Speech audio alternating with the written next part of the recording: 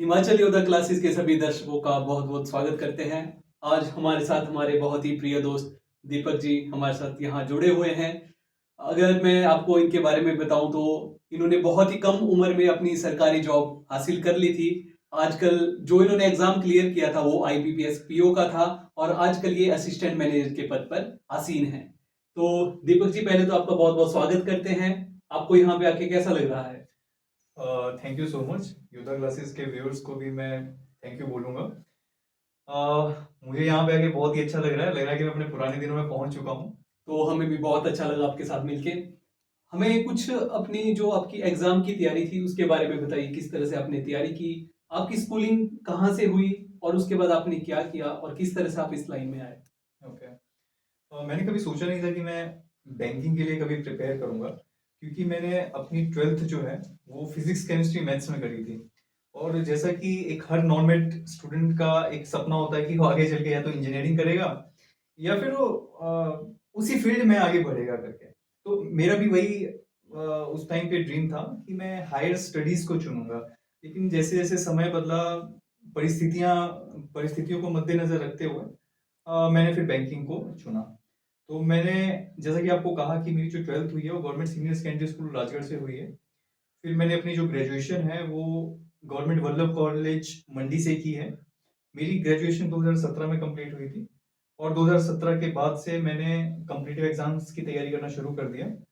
IBPS PO का पहला exam मैंने 2018 में दिया था। हालांकि मेरा 2018 के एग्जाम में नहीं हुआ, तो मैं 2019 में मैंने वो एग्जाम वापस से दिया और 2019 में मेरा वो एग्जाम क्लियर हुआ। तो दीपक, जैसे कि आपने बताया कि आपका जो पहला अटेम्प्ट था उसमें आपने जो आपका प्री एग्जाम है वो आपने क्लियर किया था बट आपका मेंस नहीं हो पाया था। तो उस वक्त आपको कैसा फील हुआ? फिर आपके अंदर डिप्रेशन आया कि ये होगा या नहीं होगा? किस तरह से आपने खुद को मोटिवेट किया और फिर से अपनी तैयारी की? हम्म, देखिए, जब मेरा प्री क्लियर हुआ तो मुझे बहुत खुशी हुई, क्योंकि वो मेरा पहला एग्जाम था और मैंने पहले एग्जाम में अपना एटलीस्ट प्रीलिम्स मैंने क्लियर किया था, तो मुझे काफ़ी अच्छा लगा था। लेकिन जब मैं मेंस क्लियर नहीं कर पाया तो मुझे काफ़ी ख़राब लगा, क्योंकि मैंने बहुत मेहनत की थी उस एग्ज़ाम के लिए। तो मैंने वही अपनी जो पुरानी गलतियाँ थी उनको सुधारा और 2019 में मैंने वापस से एग्ज़ाम दिया। उसके साथ में मैंने दूसरे भी एग्ज़ाम्स दिए, जैसे आईबीपीएस क्लर्क और एक कैनरा बैंक का ही पीजीडीबीएम का भी एग्ज़ाम आया था, वो भी मैंने दिया था। उसके बाद मैंने आईबीपीएस पीओ ज्वाइन किया। ये बहुत अच्छी बात हमारे दोस्त दीपक ने बताई कि इन्होंने अपनी कमियों को देखा कि ये कहाँ लैग कर रहे थे, किस चीज़ में इनको दिक्कत आ रही थी। तो अगर आप कमियों को दूर करेंगे तो निश्चित ही आपको सफलता ज़रूर मिलेगी। दीपक, अब मैं आपसे पूछना चाहता हूँ कि जब आपको इस बारे में पता चला कि आपका सिलेक्शन हो चुका है, तो किस तरह का माहौल था? परिवार में किस तरह की खुशी थी? देखिए, उस चीज़ को मैं व्यक्त नहीं कर पाऊँगा, शब्दों में व्यक्त कर पाना उस चीज़ को बहुत मुश्किल होगा। हाँ, फिर भी मैं एक थोड़ा-सा आपको बता दूँ, तो जो मेरा एग्ज़ाम का रिज़ल्ट था वो तकरीबन रात को 11 बजे आया। मुझे पता भी नहीं था एग्ज़ाम का रिज़ल्ट आया। मेरे किसी फ्रेंड ने, जिसने भी वो एग्ज़ाम दिया था, उसने मेरा रिज़ल्ट चेक किया और मुझे उस रिज़ल्ट के बारे में बताया कि मेरा सिलेक्शन हो चुका है। तो पहले तो मुझे बिलीव नहीं हुआ। मैंने उससे खुद लिस्ट मँगवाई और लिस्ट में अपना नाम 2 बार वेरीफ़ाई किया, अपना रोल नंबर वेरीफ़ाई किया। हुँ। अ, उसके बाद जब मुझे लगा कि हाँ, ये मैं ही हूँ, तो उसके बाद मैं सीधा अपने माँ के कमरे में चला गया। 11 बजे का टाइम था तो वो सो रही थी। मैंने उनका दरवाज़ा नॉक किया, तो उन्होंने मुझे बोला कि भाई, जो भी बात करनी है सुबह आना, अभी मैं सो रही हूँ। मैंने कहा, आप दरवाज़ा तो खोलो। अच्छा। तो जैसे ही उन्होंने दरवाज़ा खोला, मैंने उनको बताया कि आपका बेटा ऑफिसर बन गया है। हुँ। उसके बाद ना वो कुछ बोल सकी, ना मैंने कुछ बोला। हम 2 मिनट तक एक एक दूसरे को ऐसा गले लगा के बस रोते रहे। तो वो मेरी लाइफ का one of the happiest moment अभी तक है। जी, बिल्कुल, इसी तरह की खुशियाँ आपकी ज़िंदगी में बनी रहे और जिस तरह से आपने बताया कि वो खुशी इस तरह की होती है कि उसको हम शब्दों में व्यक्त नहीं कर सकते हैं। तो ये बहुत ही मोटिवेटिंग चीज़ आपने हमारे दर्शकों को बताई, हमारे जो व्यूअर्स हैं, वो भी इसी तरह से मेहनत करिए अपनी लाइफ में और जिस दिन आपको सरकारी नौकरी या आपके जीवन में जब आपको सफलता मिल जाएगी, तो जो चीज़ आपको हमारे दोस्त दीपक ने बताई वही चीज़ जब आप फ़ील करोगे, महसूस करोगे, तो आपको भी बहुत ही ज़्यादा खुशी होगी। दीपक, मैं आपसे चाहता हूँ कि आप हमारे दर्शकों को ये बताइए कि हमें अपनी एग्ज़ाम की तैयारी किस तरह से करनी चाहिए? हमें उसको करने में किस तरह की मुश्किलें आती हैं, दिक्कतें आती हैं और हमारा क्या माइंडसेट रहना चाहिए हमारी तैयारी के दौरान? हुँ। देखिए, जो एग्ज़ाम की तैयारी का तरीका होता है, वो एग्ज़ाम टू एग्ज़ाम वेरी करता है, पर्सन टू पर्सन वेरी करता है। तो मैं आपको एक परफ़ेक्ट तरीका तो नहीं बता सकता कि आपको अपनी तैयारी कैसे करनी चाहिए। हाँ, मैंने अपनी तैयारी किस तरह से करी है, वो मैं ज़रूर आपके साथ शेयर कर सकता हूँ और होपफुली आपके व्यूअर्स जो हैं, उस चीज़ का उनको लाभ मिले, मुझे ये आशा है। तो मैं अपनी जर्नी के बारे में आपको बताऊँ तो जैसा मैंने आपको कहा कि अपनी ग्रेजुएशन के बाद मैंने कॉम्पिटिटिव एग्ज़ाम्स की तैयारी करना शुरू कर दिया था। तो सबसे पहले तो मैंने जो भी एग्ज़ाम को मैं देने वाला था, उससे रिलेटेड मैंने जितना भी सिलेबस था उसका, सबसे पहले मैंने उसको समझने की कोशिश करी। जैसे मैं अपने आईपीएस पीओ की बात करूँ, तो आईबीपीएस पीओ एग्ज़ाम जो रहता है, उसमें जनरली 4 चीज़ें जो होती हैं, वो पूछी जाती हैं। उसमें quantitative aptitude, reasoning ability, English और जनरल अवेयरनेस। तो मैंने इन 4 चीज़ों पे फ़ोकस किया और इन 4 चीज़ों को मैं कैसे बेहतर कर सकता हूँ, मैंने उस चीज़ पे फ़ोकस किया। तो जैसा कि हमारे दोस्त दीपक ने बताया कि सबसे पहले आपको अपने एग्ज़ाम का सिलेबस देखना है कि उसमें क्या-क्या, किस तरह का सिलेबस आपको आना है और उस आधार पे आपको अपनी तैयारी स्टार्ट करनी है।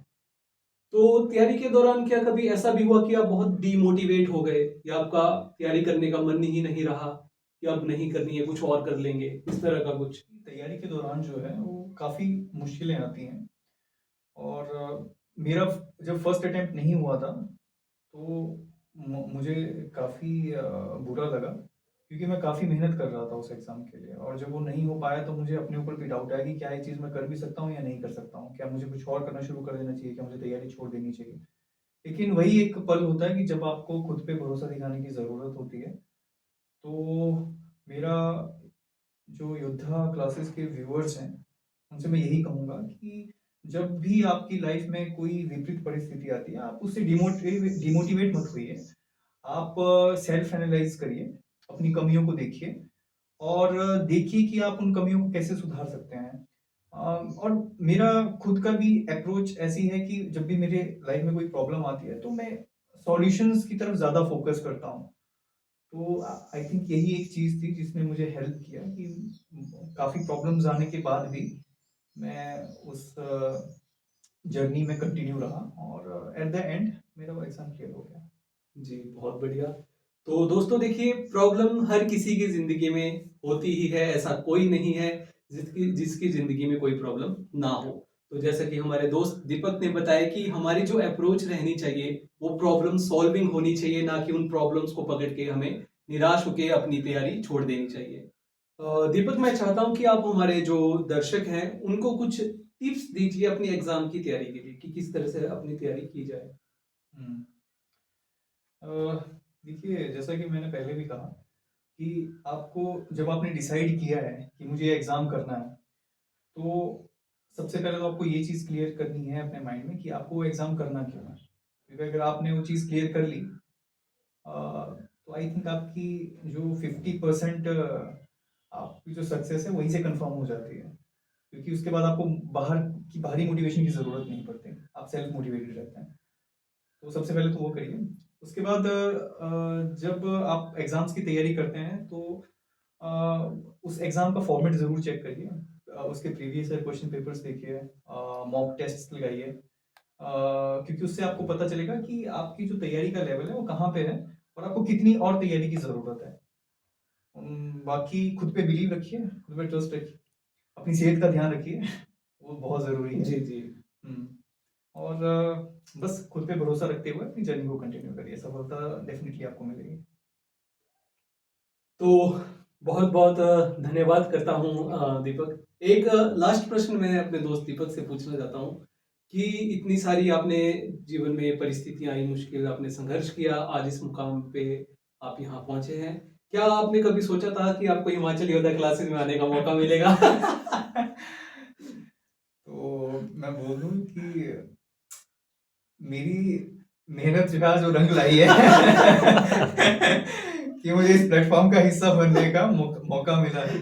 तो थैंक यू सो मच मुझे यहाँ पे बुलाने के लिए और अपनी जर्नी को शेयर करने के लिए। Thank you so much. जी बहुत बहुत धन्यवाद करते हैं हमारे दर्शकों का। इसी तरह से हमारे साथ जुड़े रहिए और योद्धा क्लासेस के साथ अपनी तैयारी करते रहिए। जी बहुत बहुत धन्यवाद आपको। दिवाली की बहुत सारी शुभकामनाएं।